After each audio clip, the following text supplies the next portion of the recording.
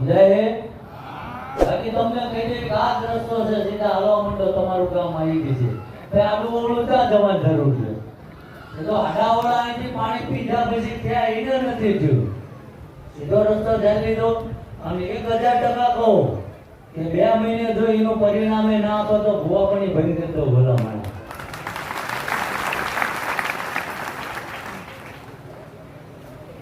એટલે નાભીથી મૂકી દેવાનું છે. એક ટ્રાય એટલે બીજી ટ્રાય તો લાઈન ઉપડી જાય. ભલા માણસ સમજાય? અને હું સ્વાર્થથી જ બંધ કરાવું હો, પણ દારૂ બંધ થાય હું આપશો હો. હવે બોલો. હા એક તો બોલો ભલામણ, શું આપશો? હા આશીર્વાદ. દારૂડિયાને આશીર્વાદ કેવો હોય?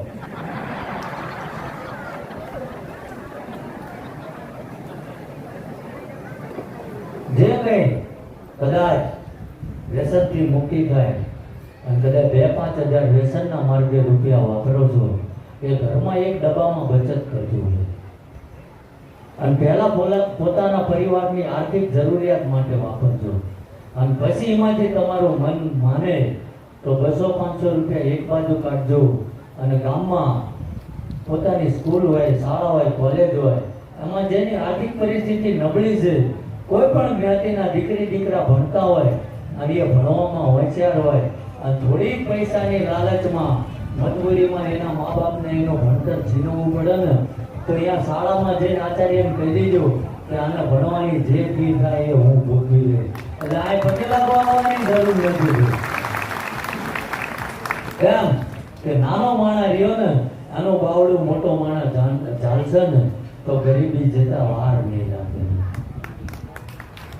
અને પાછો ઘણા એવી ઈચ્છા હોતી હોય કે તમે અમારા ઘરેથી લોટ લઈ જતા હતા ને હવે તમારા ઘરે ગાડી ઊંચાઈ થઈ ગઈ.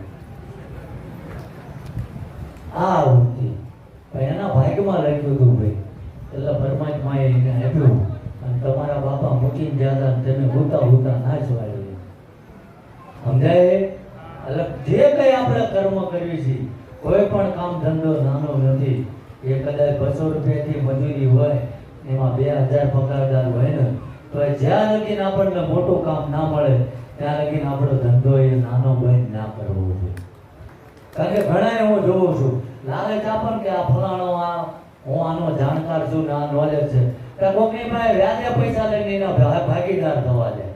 અને ભાઈ હલવાઈ જાય ને મારી પાસે અહીંયા આવે, એને મારું પૂછ મારી દીધું ગાળ્યું મને પૂછીને ભાગ રાખ્યો હતો. ભાઈ તને લાલચ હતી, હું શેઠિયો બની જવું. તારો વિષય નતો, હું કામ એ ધંધો કર્યો? યારું ચાલવા જવાય જ નહીં. આપણે જે છે એ ઘરે હતો. આપણને જેનું માહિતી છે એ કર્મ કરો. માહિતી વગરનું કરવા દેજો. પેલું કહે છે ને આવડે નહીં તાવડે બે હતો દાગોત ને ના દાગી આકે ના તો બોલો. આજનો લોટ હાવ મોળો આવ્યો. હરમ બરોબર હજુ આ 9 વરમ આવા કોઈ ભટકાણા બોલવાની આળા થાય. ભલા માટે ભોગ લાગી ફરીથી ખાઈ લો. તો હમણાં એમ કહું જે બોલો બમાળો કરીને લઈ લો, જોઈ નાખો તો કોઈનો વારો ના આવે.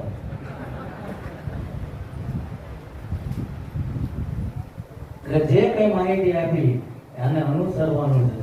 અને આ જે કઈ મનમાં વ્યાધિ દુઃખ ઉપાધિ લઈને આવ્યા છો, એ આજ આ જગ્યામાં કદાચ ઓટલે ફરીથી દર્શન કરવાનો મેળ પડે તો અહીંયા દાદાને આપી દેજો. ઘણી વાર મેં વચ્ચે ચાલુ કર્યું, મેં કહ્યું તમારી અરજી રહી ને એ દાદાને મૂકીને જતા રહો, તો દાન પેટીમાં નકરી ચીઠીઓ જ આવતી હતી. એટલે એમ લખવાની નથી કીધું. બધા નાભીથી મૂકી દેવાનું. હું ત્યાં ભણેલો છું, રોજ વાંચું.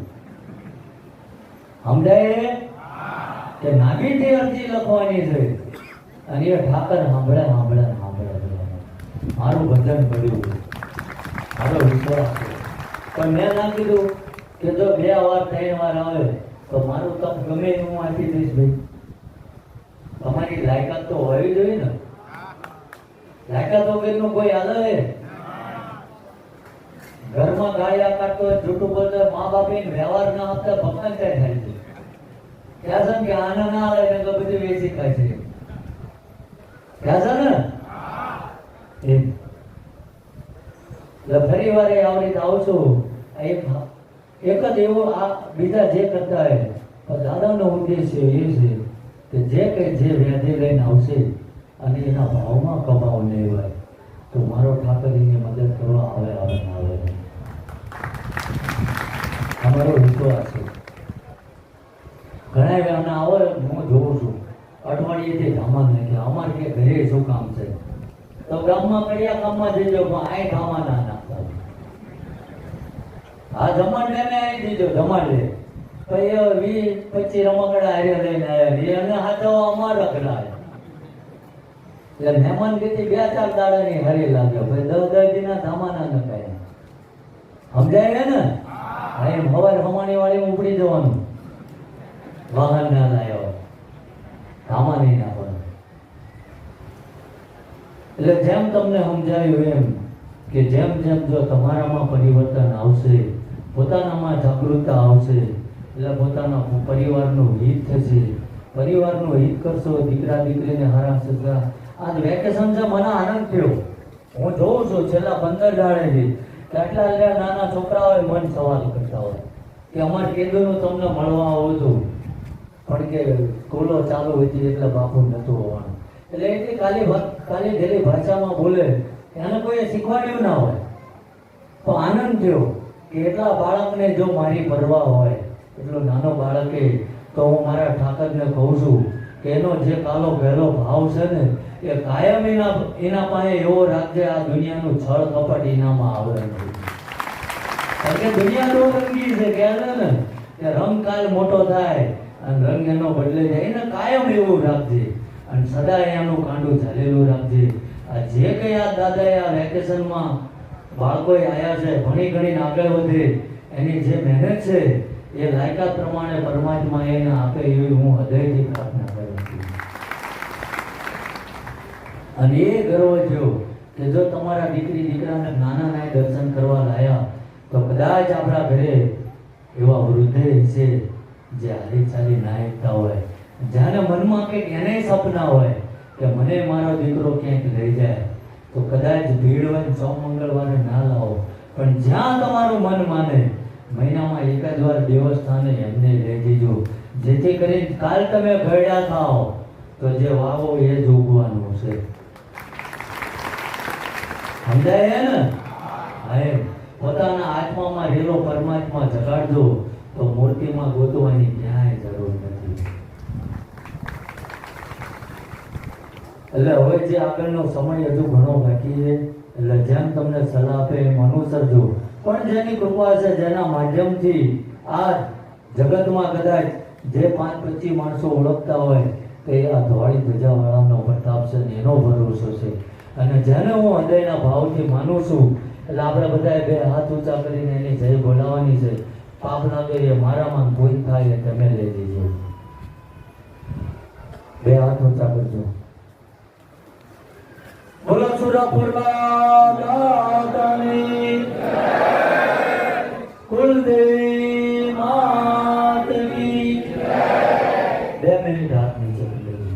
કારણ કે ઘણા અહીંયા બેઠા છે પોતાના કુલદેવીની સાચી ખબર નહીં હોય તો કે એવું કીધું છે તમારા આ છે તમારા આ છે આનો નાળિયેર ઘરે ટીંગાળી રાખજો આટલું વહેણો વાળી 4 રસ્તાએ મૂકી આવજો.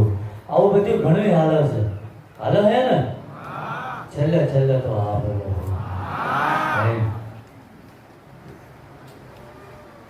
એટલે આ દાદાના સાનિધ્યમાં બેઠા છો અને આ એ પવિત્ર ભૂમિકા છે કે જ્યાં દાદાએ પોતાના અવતારથી લઈને પોતાના પ્રાણની આહુતિ આપી દીધી ને એ જગ્યા ઉપર તમે બેઠા છો.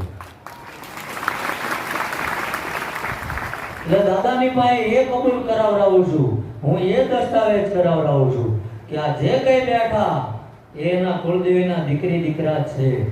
દુનિયાએ કદાચ એને એમ કીધું હોય કે આ નથી ના છે તો કદાચ એને પોતાની ભગવતી પોતાની કુળદેવીની સાચી માહિતી ના હોય તો આ ઠાકર તારી ધજામાં તારા છાંયડે બેહીને તારી સાક્ષી એની કુળદેવીની જય બોલાવું છું. અને કદાચ એ મગરવાળી હોય કે ડુંગરવાળી હોય એની જે કઈ કુળદેવી હોય અને આ જીનો બાળ એને નાભીની પોકારે યાદ કરે છે. જ્યાં કંઈ હોય એના દીકરી દીકરાને સપનામાં એમ કહેજે કે હું તમારી માતા છું. આ એની જય